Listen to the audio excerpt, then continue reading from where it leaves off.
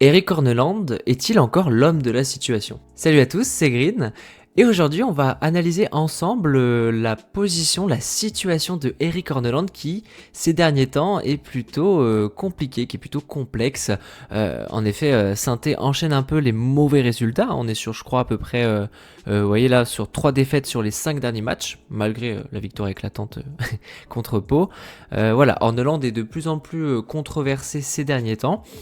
Et bah du coup l'objet de cette vidéo ça va être de regarder ensemble sur du tableau noir, sur aussi des éléments un peu de contexte, et bien un petit peu dans quelle situation est Eric Horneland et bah de essayer de regarder ensemble si il est toujours l'homme de la situation à Saint-Étienne.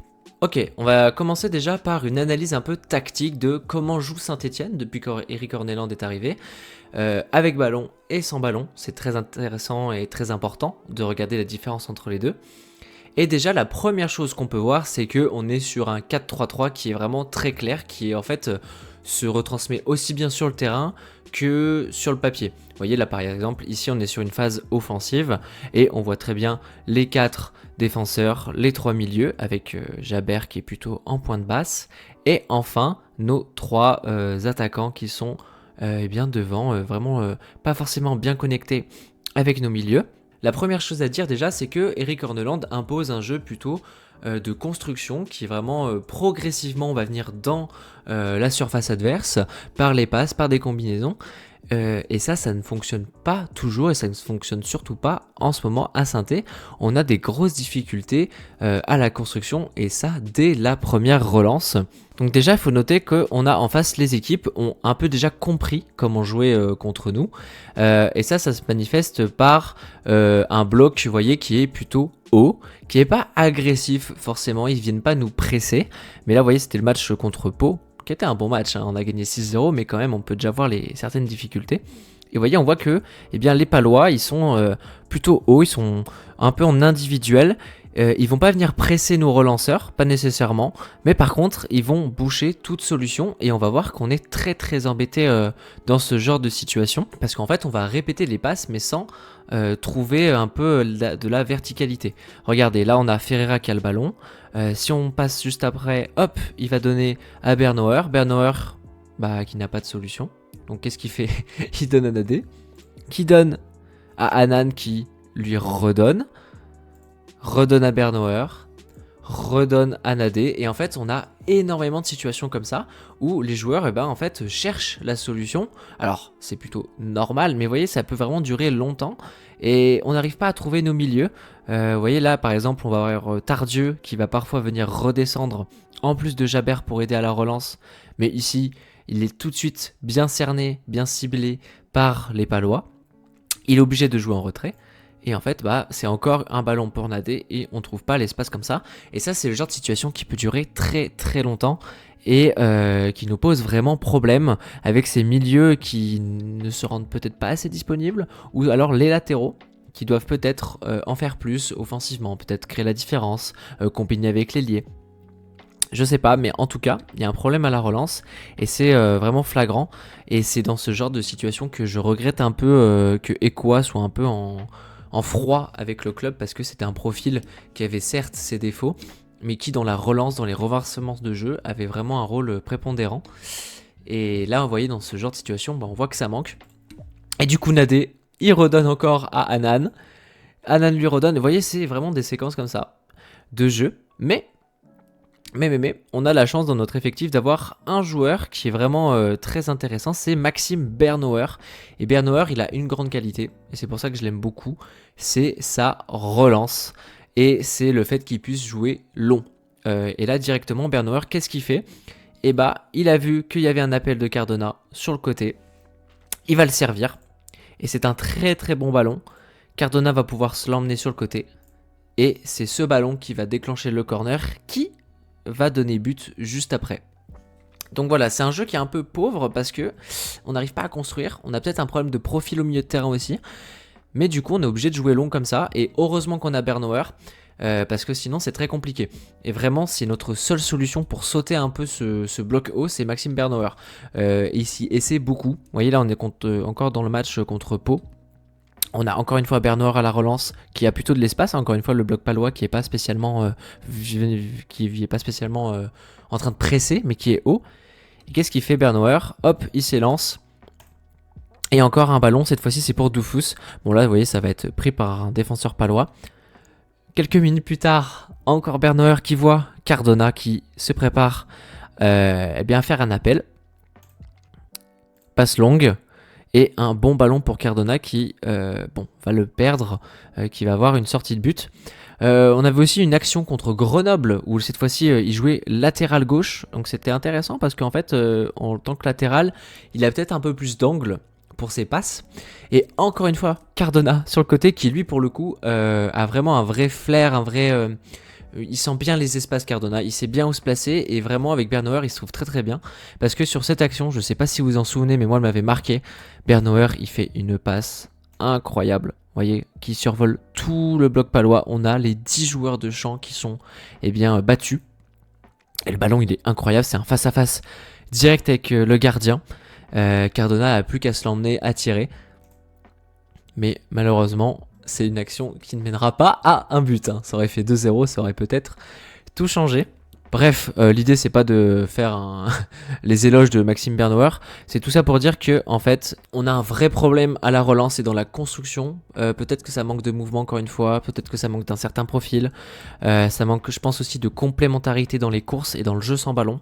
Mais le fait est qu'on est très très dépendant de Bernauer, je trouve, dans ce jeu long pour pouvoir un peu construire. Et quand il est pas là, ça se ressent tout de suite. Donc ça voilà, c'est déjà pour moi un premier problème dans le jeu d'Eric Orneland, c'est qu'il y a un problème en fait avec ballon, on n'est pas il n'y a pas une cohérence globale, il n'y a pas un jeu qui est assez il n'y a pas assez d'automatisme et de circuit de jeu je trouve chez les joueurs. Bon, maintenant on va passer au jeu sans ballon et ça c'est pour moi une des plus grandes marques de fabrique de Orneland. Autant le jeu avec ballon, bon c'est plutôt du classique, c'est du 4-3-3. Le jeu sans ballon, pour le coup, on a quelque chose d'un peu plus original. Vous voyez, on est plus sur un 4-1-2-1-2. Donc c'est un peu chiant à dire. C'est plus simple 4-3-3.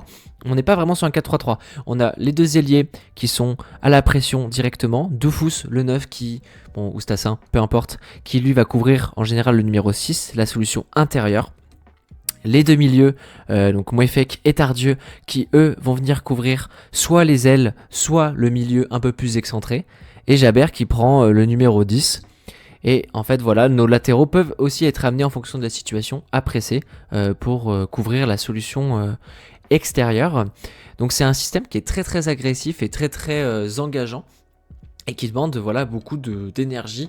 Et il faut vraiment que chaque joueur court beaucoup et soit toujours bien placé parce qu'il faut couvrir tout le terrain vu qu'on est sur de l'individuel. Et ça c'est pas toujours évident. Et on va voir que justement une des plus grandes faiblesses de Saint-Etienne dans ce jeu sans ballon très engageant, ce sont les renversements de jeu. Parce que s'il y a une erreur de placement, de course, en tout cas la moindre erreur, ça va amener à un renversement de jeu et ça va être très très dangereux. Encore une fois, je vous montre une action contre Pau. Donc tout le monde est bien en place là a priori, vous voyez c'est vraiment le système de base. Relance des Palois. Déjà première erreur selon moi, c'est Boaki qui vient presser. Sauf qu'il presse pas très intelligemment, il presse un peu tout droit. Et du coup, la solution pour le défenseur droit est possible pour le gardien. S'il avait fait une course peut-être un peu plus courbée, vous voyez, pour fermer la solution, ça aurait fermé cette possibilité. Ou alors, selon moi, c'est peut-être plutôt à Cardona de venir presser. Vous voyez, au vu de son placement, parce que là, le gardien aurait pas pu forcément se retourner. En tout cas, le fait est qu'il y a un problème dans leur pressing au de Loulou. Parce que lui, il est servi, Boaki, il sert un petit peu plus à rien, Cardona, il est un peu excentré. Et en fait, il a tellement d'espace, il a tellement de temps, qu'il peut très très aisément renverser le jeu. Et vous voyez aussi, on a tous nos défenseurs, tous nos joueurs qui se sont projetés sur l'autre côté. Parce que c'est le jeu d'Orneland, on le voit souvent faire comme ça. Il veut vraiment qu'il y ait de la pression sur le côté du ballon. Du coup, tous les joueurs, ils se ruent par là. Sauf que là, il y a tout le monde qui est pris. Sauf le porteur en fait. Et le porteur il a le temps et ça c'est pas du tout normal. Et ça fait que l'autre côté, vous voyez donc là le porteur qui a le temps, il peut renverser. Et l'autre côté, on a le joueur palois qui est tout seul. Et là, on a 1, 2, 3, 4, 5, 6, 7 joueurs stéphanois qui sont battus. Et c'est extrêmement dangereux et ça amène à des contres qui sont vraiment très très dangereux. Et ça, vraiment, c'est une action classique qui nous arrive à chaque match. Et ça, c'est un vrai problème. Donc il faut soit que, si on revient en arrière, la pression soit meilleure au départ. Il faut vraiment que le porteur du ballon n'ait pas le temps. Parce que sinon, le système, il est tellement engageant qu'on va avoir un renversement de jeu, et là c'est fichu.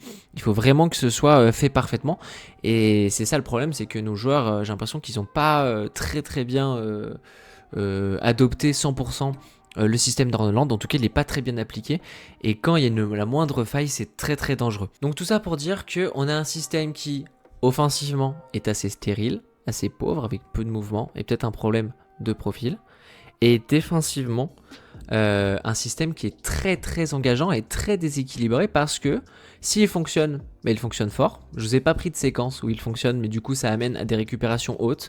C'est aussi pour ça qu'on a beaucoup de possession, parce qu'en général on presse pas trop mal. Mais par contre, s'il est mal fait, c'est très dangereux, et derrière pour nos défenseurs c'est pas évident. Et j'aimerais maintenant revenir sur Orneland de manière générale, un peu sa façon de réfléchir, de penser, pourquoi c'est un problème à Saint-Étienne. Déjà pour commencer, j'aimerais faire une première comparaison qui me semble plutôt pertinente. Vous me direz ce que vous en pensez en commentaire. Mais en fait, Orneland, il me fait vraiment beaucoup penser à un entraîneur qui a entraîné en première ligue, dans un très grand club de première ligue, enfin un gros club. Il me fait penser à Ange Postecoglou. Je sais pas si vous voyez qui c'est, mais il a entraîné Tottenham la saison dernière. Et Ange Postecoglou, en fait, il me fait vraiment penser à Orneland pour une chose très simple. Bon, déjà, le classement, Tottenham a fini 17ème comme nous la saison dernière.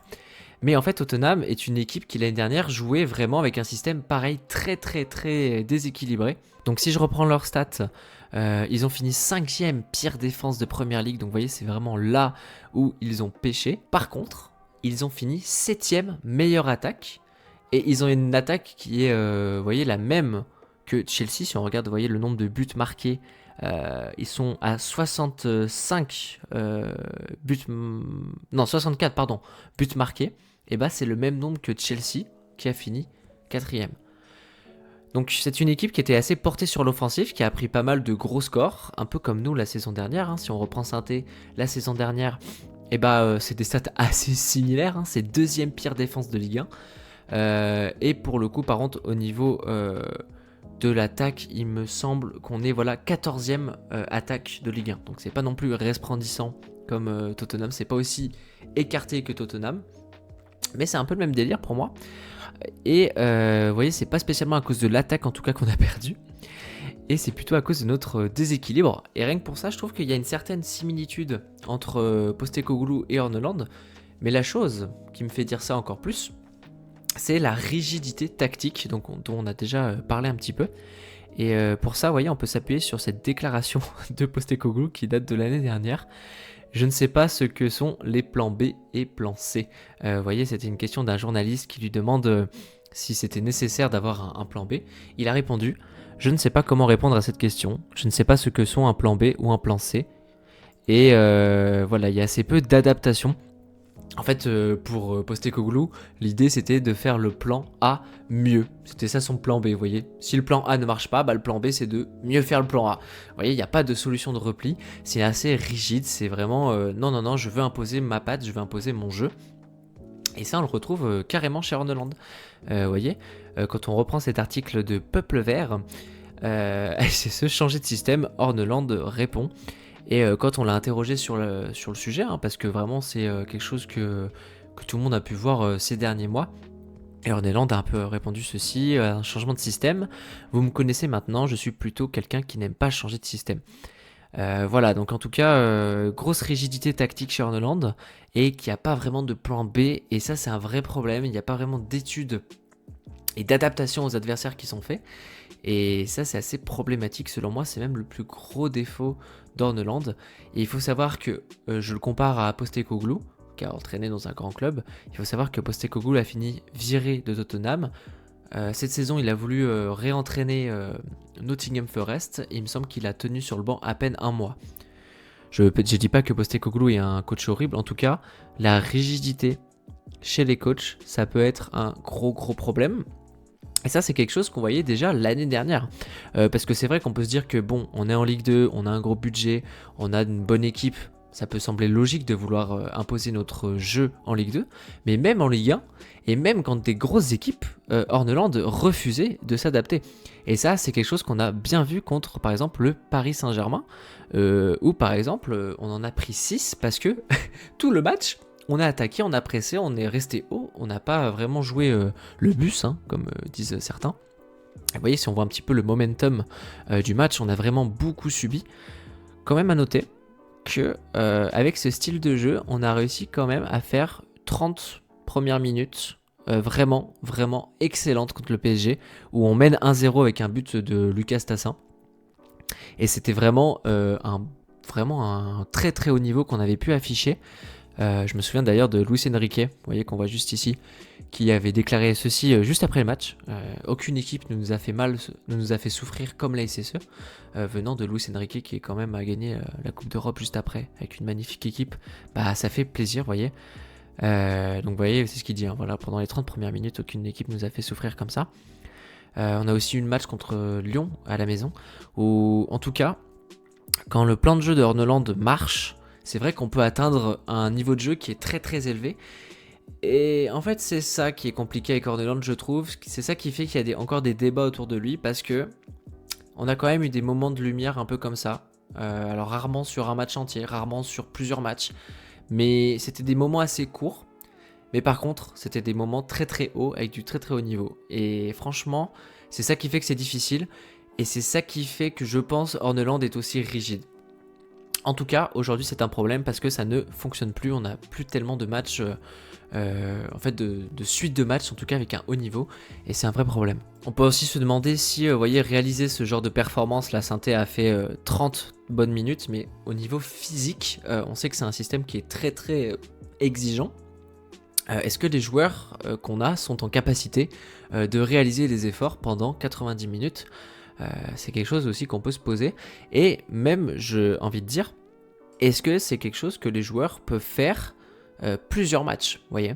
Parce qu'il y a des matchs un peu intenses, des matchs un peu de gala. Vous voyez le match du derby par exemple. Bon, c'est un match important. Je pense que les joueurs, ils ont fait un super match parce que ils savaient que il y avait une pression, il y avait une tension, il y avait un contexte qui faisait ça. Mais sur la longueur, ça semble plus compliqué. Et si on parle un peu de fatigue, pour moi un autre défaut de Erik Horneland, c'est sa gestion de la fatigue, de la condition physique des joueurs. Je m'explique, c'est quelque chose qu'on a surtout vu lors des semaines à 3 matchs. Je ne sais pas si vous vous souvenez, mais en fin septembre, on a enchaîné 3 matchs en une semaine. Reims, Amiens et Guingamp. Lors de ces 3 matchs, je vais vous montrer les 11 de départ. Donc juste ici, donc ça c'est le premier match contre Reims qu'on gagne, donc la compo plutôt classique. La compo à droite contre Amiens 3 jours plus tard, et hop, juste là, la compo à gauche contre Guingamp. Et bah si on regarde ces 3 compos, en une semaine, il y a eu quasiment aucun turnover. On a eu au milieu de terrain un petit peu, vous voyez... Mouefek qui est rentré, Miladinovic qui a joué 2 matchs, puis qui n'a pas joué. Mais on a quand même eu des joueurs comme Tardieu, Lamba, David Agilis, Tassin, Boaki, qui ont tout joué. Surtout devant, je trouve, où on a vraiment un gros banc. Et les joueurs ont vraiment enchaîné et il n'y a pas eu de turnover. Et c'est vraiment sur ce match contre Guingamp, le 3e match, où ça s'est payé. Parce que premier match, pas de conséquences, c'est le premier match. Deuxième match, c'était déjà un peu plus chaud. Et le 3e match, on a vu des joueurs qui étaient cramés en fait. Et en fait, certes, les autres équipes aussi ont fait 3 matchs. Ça, c'est pas la question. Mais la question, c'est, comme on a peut-être un style de jeu qui est un peu plus éreintant pour nos joueurs, il faut peut-être changer un peu plus que les autres équipes. En tout cas, je pose la question. Sachant qu'il me semble que Guingamp, eux, ont fait du turnover. Voilà, donc encore une fois, on revient un peu encore à la rigidité tactique, parce que Horneland, il l'a dit en conférence de presse, il a envie d'avoir un 11 de départ fixe, et il n'aime pas trop faire de changements. Mais ça peut amener aussi à des joueurs fatigués qui ne sont plus capables de prolonger l'exigence qui est demandée dans ce système. Et enfin, pour terminer, je pense qu'on a déjà abordé pas mal de points, mais j'aimerais terminer par quelque chose qui me semble assez important, c'est que ces derniers temps, on a une petite déclaration de Florian Tardieu, qui est vraiment un cadre du vestiaire, qui peut laisser penser que les joueurs lâchent un petit peu le coach, ou en tout cas qu'il y a des doutes chez les joueurs. Je vous la montre tout de suite. Au-delà de l'aspect intensité, on en parlait justement avec un de vos adversaires qui disait vous avoir bien ciblé notamment vos faiblesses et sur les côtés dans le dos. C'est souvent ce qui revient. Comment finalement arriver à penser ces plaies finalement qui sont récurrentes? Ouais, bah après les équipes elles travaillent sur nous, elles font des vidéos, elles ont des images, donc forcément elles voient nos faiblesses et c'est sûr qu'avec les renversements dans notre système, ce que demande le coach, ça peut être compliqué. On l'a vu contre Le Mans où ils ont beaucoup fait ça. Aujourd'hui ils ont fait ça des renversements et c'est compliqué, ça nous fait énormément courir dans le vide, j'ai envie de dire. Donc après c'est des consignes, donc on les écoute, mais après ce qui est dommageable c'est que c'est avec ballon, on n'est pas dangereux non plus, on marque encore ce coup de pied arrêté. Donc il va falloir faire mieux défensivement et offensivement aussi. On voyait cette déclaration de Tardieu qui, encore une fois, je l'ai déjà dit, mais c'est un cadre du vestiaire qui a de l'expérience, qui est là depuis un moment. Ça peut laisser penser qu'il y a quelques doutes, et moi ça me fait un peu peur parce que comme c'est un système qui est très exigeant, surtout physiquement, si les joueurs ils commencent à y aller à moitié, on va vraiment se faire trouer. Et si Horneland ne s'adapte pas, ça va vraiment être très compliqué. Donc ça va se voir direct en fait si les joueurs commencent à lâcher. Et ça me fait un peu peur parce que déjà que c'est déséquilibré, si les joueurs ils pressent à moitié, ça veut dire qu'ils vont être haut sur le terrain, qu'il va y avoir les espaces mais qu'il n'y aura pas l'intensité. Ça va être très dur. Ça va vraiment être très dur, donc on va voir ce que ça donne. Il y a quand même eu la victoire à 3 qui a été un peu rassurante, même si dans le jeu moi je trouve qu'il y a toujours pas mal de questions. Mais on est encore plein de doutes. Pour conclure un petit peu cette vidéo sur Horneland, pour moi ça va être assez simple en fait. Il va falloir que soit il s'adapte, soit qu'il meure avec ses idées, mais s'il meurt avec ses idées, le club va en pâtir. Ça veut pas dire qu'il faut tout changer nécessairement. Je pense qu'il y a 2-3 choses qui sont pas inintéressantes dans ce que fait Horneland. Mais il faut qu'il arrête de dire qu'il n'y a pas de problème tactique, parce que je pense qu'il y en a un. Et il faut qu'il s'adapte plus à l'adversaire, qu'il faut qu'il étudie plus l'adversaire parce que c'est pas forcément... ça va pas le faire en fait si on continue comme ça. Les attentes sont pas les mêmes que l'année dernière. L'année dernière, le club venait de se faire reprendre, Horneland est arrivé au mercato d'hiver. Le public stéphanois a été très conciliant avec Horneland et avec Kilmer. Là cette année l'exigence est tout autre, hein. Vraiment on a un budget colossal pour la Ligue 2, on a une bonne équipe. Kilmer ça fait 1 an qu'ils sont là, Horneland ça fait bientôt plus de 6 mois qu'il est là. Il a eu la préparation physique, il a eu tout l'été pour préparer les joueurs à son jeu. On attend plus de lui. Donc c'est pour ça que ça va être beaucoup plus chaud pour Horneland qu'il y a quelques mois lorsqu'on est descendu. Voilà, c'est tout pour moi pour cette vidéo. J'espère qu'elle vous a plu, qu'elle vous a permis un peu d'avoir plus d'informations sur le cas Horneland. N'hésitez pas à vous abonner, vous êtes beaucoup à pas être abonné à la chaîne en la regardant, donc ça me ferait vraiment plaisir. Et à lâcher un petit like, ça fait toujours plaisir. Et surtout, n'hésitez pas à me dire en commentaire ce que vous en pensez. C'est un espace qui est fait pour ça, pour qu'on échange tous ensemble. Et sur ce, je vous dis à une prochaine pour une nouvelle vidéo sur les Verts. Salut!